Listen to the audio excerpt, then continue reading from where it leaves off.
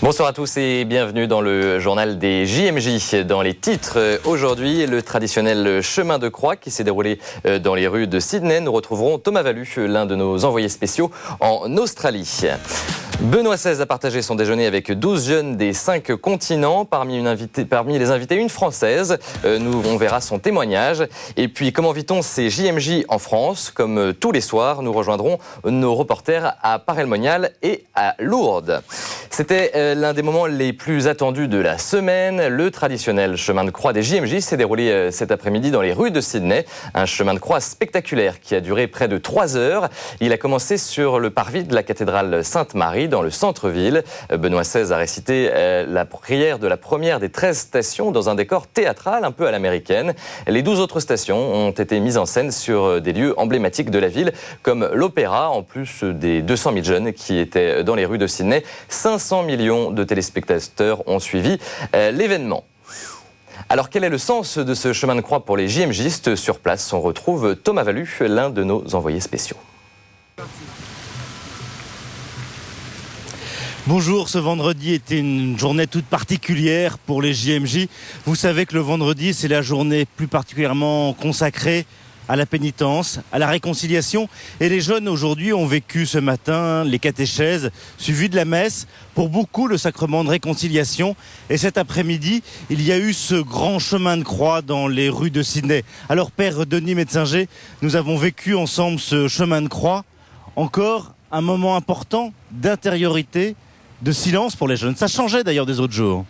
Oui, parce que le chemin de croix est un acte de méditation. C'est pas un acte liturgique. Et donc, c'était la méditation de la parole de Dieu. La méditation de la passion du Christ au travers des tableaux. On a vu ces immenses tableaux dans 8 endroits différents de la ville. C'est une manière concrète. Ici, ils disent dramaturger.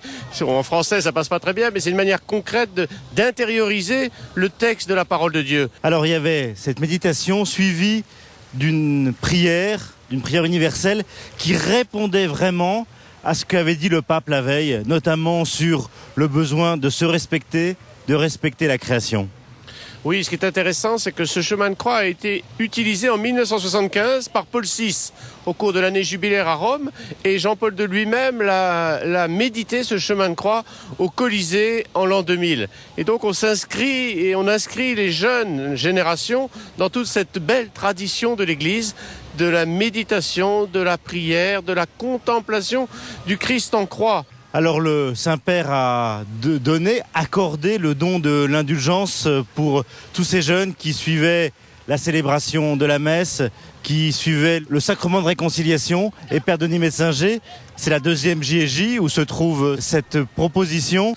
Le don de l'indulgence, on pourrait dire que c'est un signe, bien sûr, du pardon de Dieu, mais après avoir reçu le pardon de Dieu sacramentel dans la confession, eh bien l'indulgence plénière, comme on l'appelle, permet comme une cicatrisation plus rapide d'une certaine manière des blessures. Eh bien l'indulgence plénière permet, c'est une grâce, c'est un cadeau qui vient de la surabondance de la miséricorde de Dieu, et c'est l'Église qui est au service de ce cadeau de Dieu.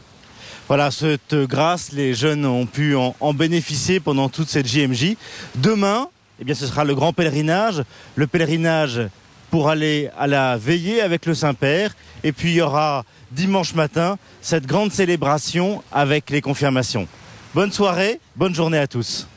Plus tôt dans la matinée, le pape a rencontré les représentants des autres confessions chrétiennes du pays, orthodoxes, protestants et anglicans. Selon Benoît XVI, le chemin de l'œcuménisme vise à une célébration commune de l'Eucharistie. Il parle d'une coopération fructueuse, même si, selon lui, il faut poursuivre les discussions sur les divergences théologiques. Le pape a ensuite retrouvé les représentants des autres religions. Devant les musulmans, juifs, bouddhistes et hindouistes, Benoît XVI a une nouvelle fois dénoncé le consumérisme. À l'heure du déjeuner, Benoît XVI a regagné la maison épiscopale de Sydney. Il a partagé son repas avec des jeunes, 12 chanceux venus des 5 continents, australiens, américains, congolais, coréens ou encore français. À table, la conversation s'est déroulée en anglais. Chacun a offert un cadeau au pape. Marie-Bénédicte, la convive française, lui a apporté un CD de musique classique. À l'issue du déjeuner, elle était encore très émue. On l'écoute. Il était très ouvert, naturel en fait. C'est le mot qui convient le mieux, naturel, très ouvert. Quelques petites plaisanteries, des rires, des moments plus sérieux. Vraiment un déjeuner quasiment de famille, un déjeuner entre amis très agréable. Ce qui m'a impressionné, c'est qu'il connaissait évidemment toutes les régions du monde d'où venaient tous les jeunes ce déjeuner et connaissait aussi leur situation politique et religieuse, les évêques, les politiques. Et c'était très impressionnant de voir sa grande culture. Et puis en fin de journée, le pape a rencontré 250 jeunes en difficulté d'une communauté de réinsertion. Le pape les a encouragés à ne pas adorer de faux dieux comme les biens matériels, l'amour possessif et le pouvoir. Depuis le début de la semaine, Sydney vit donc au rythme de ses JMJ dont le bon fonctionnement repose sur une logistique impressionnante. Jean-Guillaume Charrier est allé enquêter dans les coulisses de l'événement. Bonjour à tous, KTO plus que jamais à l'heure australienne en ce vendredi 18 juillet, jour du chemin de croix dans les rues de Sydney. Alors les JMJ, ce sont des prières, ce sont des messes, ce sont des veillées, mais c'est aussi un côté plus touristique avec la boutique officielle des JMJ, séance shopping. Nous voici à l'intérieur du Merchandise Center, la plus grande boutique de produits dérivés de ces JMJ. Ici, les pèlerins peuvent ramener tous les souvenirs qu'ils désirent. Alors, on peut trouver notamment le t-shirt à l'effigie du pape Benoît XVI, des écharpes, des casquettes, pourquoi pas le polo officiel des JMJ. Et oui, nous aussi, on a craqué pour le polo. Également, dans les bacs, ici, Receive the Power, qui est l'hymne officiel de ces JMJ 2008. Aujourd'hui, de notre côté, nous, on a décidé de vous faire découvrir la face cachée de ces JMJ. Les milliers de pèlerins présents à Sydney peuvent se restaurer grâce à des paniers repas fournis par les organisateurs.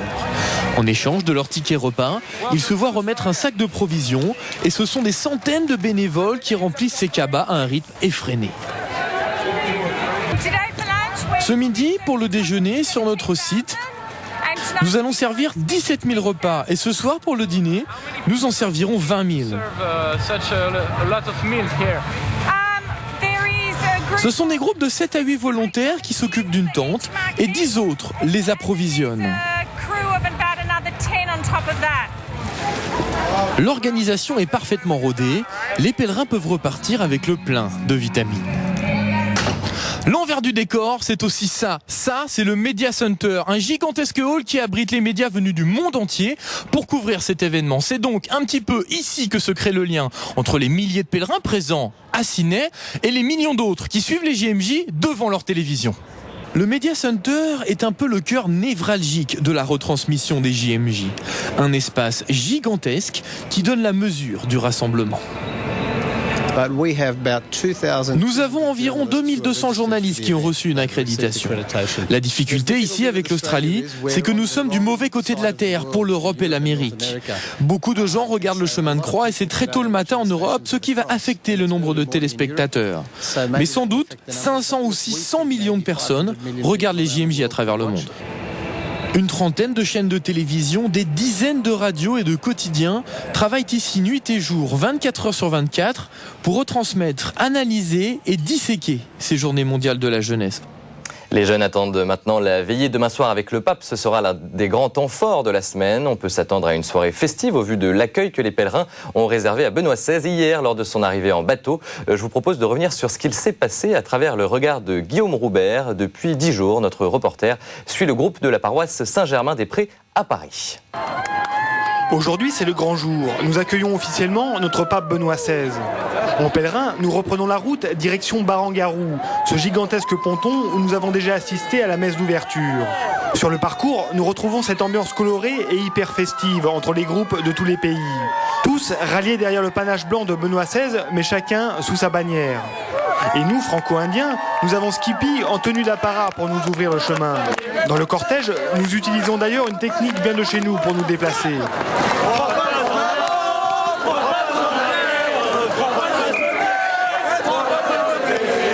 Un pas en avant, 3 pas en arrière. Pas très efficace pour avancer. Mais nous sommes portés par le flot continu des pèlerins. Ça bloque, c'est long, on est serré, mais peu importe. Nous sommes tous excités et heureux d'aller à la rencontre de notre pape. Une première pour certains d'entre nous. Ravi d'aller voir le pape, ça va être la première fois pour moi, donc beaucoup d'impatience. Je suis très content car c'est la première fois que je vais voir le pape et peut-être la dernière fois aussi. On espère voir un petit point blanc quoi, au moins ça. Le voir de près, voilà notre espoir secret. 14H6. Nous avons de toute façon un emplacement attribué. Nous sommes loin du podium, nous suivrons donc sur les écrans géants. L'important c'est d'être là avec les autres. Le pape est annoncé pour 15h, mais déjà nous commençons à scruter la rive par où il arrivera en bateau. Commence l'attente. Didier et David ont réussi à se faufiler jusqu'aux barrières. En quelques minutes, tout s'accélère, les cris au loin qui se rapprochent, un point noir qui se fait bateau. L'intensité monte d'un cran. On joue un peu les coudes, on cherche à se placer, chacun a sa technique pour mieux le voir, ou plutôt l'apercevoir. Ça y est, il est là, devant nous, dans sa papa mobile. L'affaire ne dure que quelques secondes, mais c'est suffisant pour nous combler. On a vu le pape, c'est cool. Le toit de papa mobile. Voilà. C'est l'un des plus beaux jours des GMJ. Voilà. Et ben on l'a vu. En fait, le bateau était juste à côté de nous et on l'a vu. On a vu plus qu'un petit point blanc, donc c'était magnifique quoi. Grosse émotion pour Corinne, qui a encore du mal à parler. Je l'ai vu, je suis ultra émue. C'est juste là. Ça va bientôt sortir et voilà. Je suis vraiment très émue. L'intensité retombe un peu et nous nous asseyons pour écouter le discours de bienvenue en anglais. On tente de capter la traduction avec une mini radio portative. Les quelques mots en français du Saint-Père nous touchent aussi forcément. En fait, il est parti de son voyage en avion et de son survol de toutes les régions du monde pour aborder un petit peu tous les sujets qui préoccupent le monde aujourd'hui. Et il nous a appelés, nous, à être un peu témoins de notre foi dans ce monde qui n'est pas toujours très beau. Voilà, c'est fait, nous avons accueilli notre pape. Tout ça a été vite, trop vite peut-être, mais nous ne sommes pas déçus. Et nous le retrouverons bientôt, notamment pour la messe finale de dimanche sur l'hippodrome de Randwick. Stéphanie Dupasquier nous a rejoint sur ce plateau. Bonsoir Stéphanie. Pendant que le pape arrivait hier soir, après être arrivé, il a parlé aux jeunes et il a évoqué la question de l'environnement. On a l'impression que l'environnement, finalement, c'est le thème phare de ses interventions depuis qu'il est en Australie. Alors, il en a même parlé, David, avant de toucher le sol australien, puisque dans l'avion qu'il menait à Sydney, le pape avait dit qu'il entendait réveiller les consciences sur la sauvegarde de l'environnement. Dès sa première rencontre avec ces jeunes hier, le Saint-Père les a interpellés sur ce thème en citant des exemples précis, l'érosion, la déforestation, le gaspillage des ressources minérales et marines. Et puis vous le disiez tout à l'heure, David, le Saint-Père a également dénoncé, et ce aujourd'hui, le consumérisme devant une quarantaine de représentants d'autres religions. Alors l'écologie, ce thème qui lui est cher, est peut-être en effet, David, le fil rouge de ces JMJ. Le développement durable, plus généralement, est-ce que c'est un thème majeur pour lui ?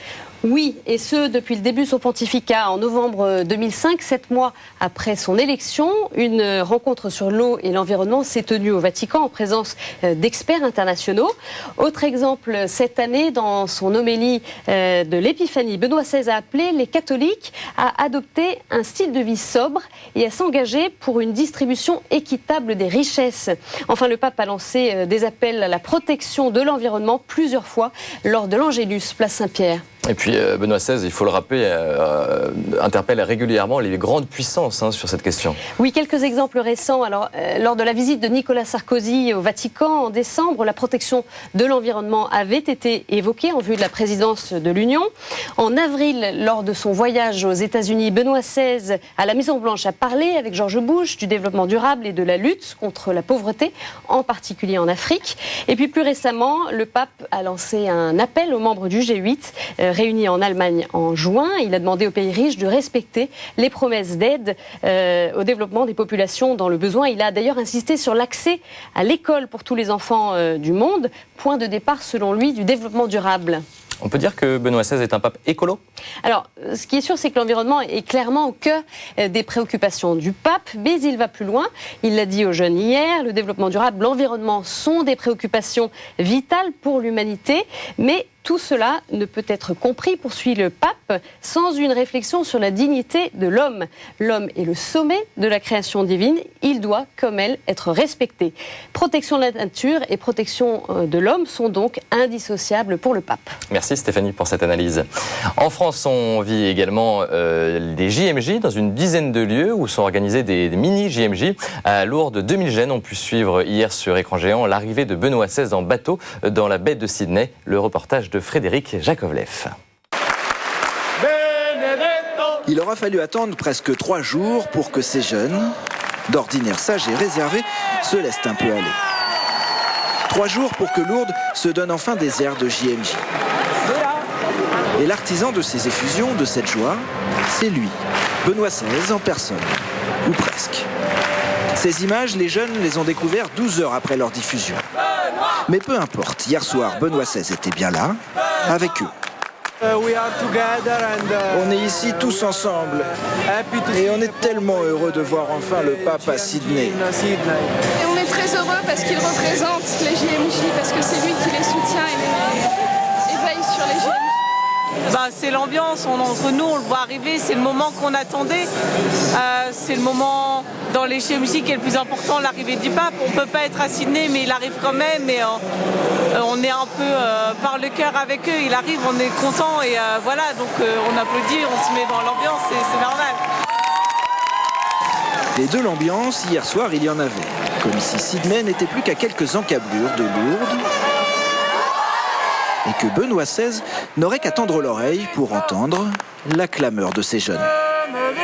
C'est la superstar de l'église, on peut dire vraiment que c'est la superstar de l'église. Et le fait de le voir apparaître comme ça, c'est un symbole quand même lors de ces JMJ. C'est un peu le grand patron, c'est vraiment notre idole, faut le dire. C'est quelque chose comme ça. Ouais.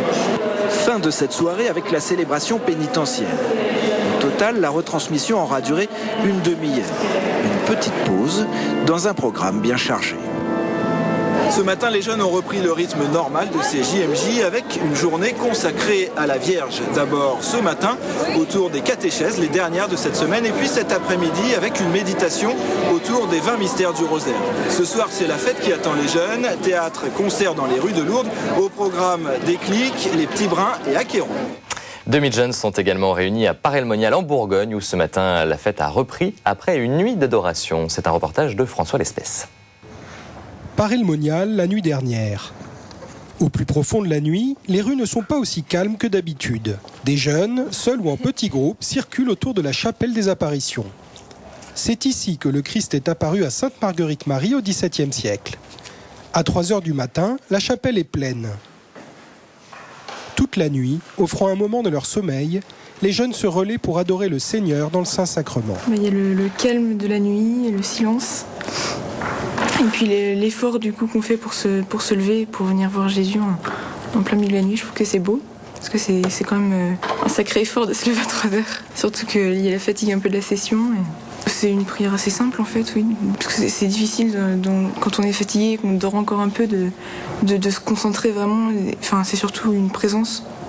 Être là et en face de lui et lui dire voilà, je crois, je t'aime, je suis là et puis voilà, fais ce que tu veux dans mon cœur. Soudain, un chant s'élève, repris en chœur par l'Assemblée.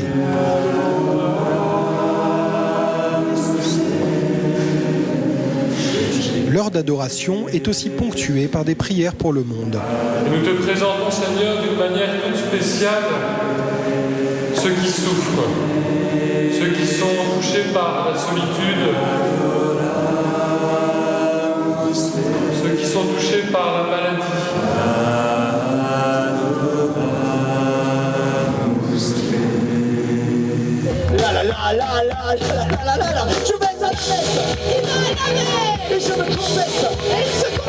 Toujours l'esprit des JMJ, mais dans une toute autre ambiance, avec le groupe de punk rock catho Carmen's.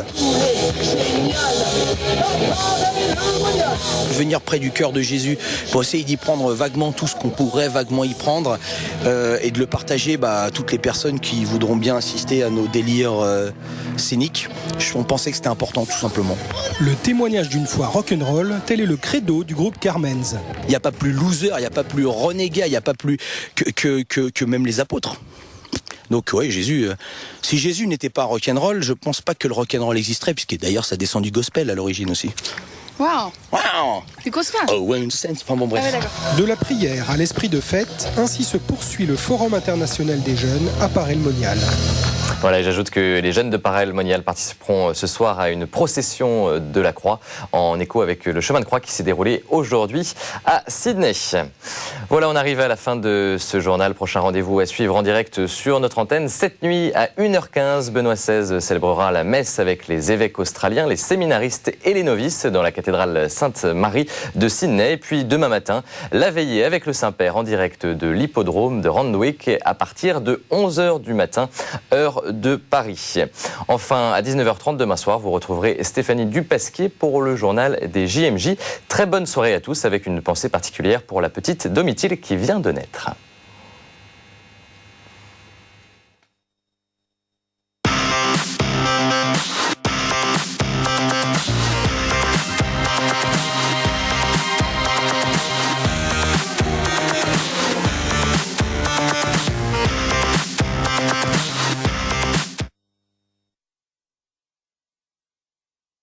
Votre soirée sur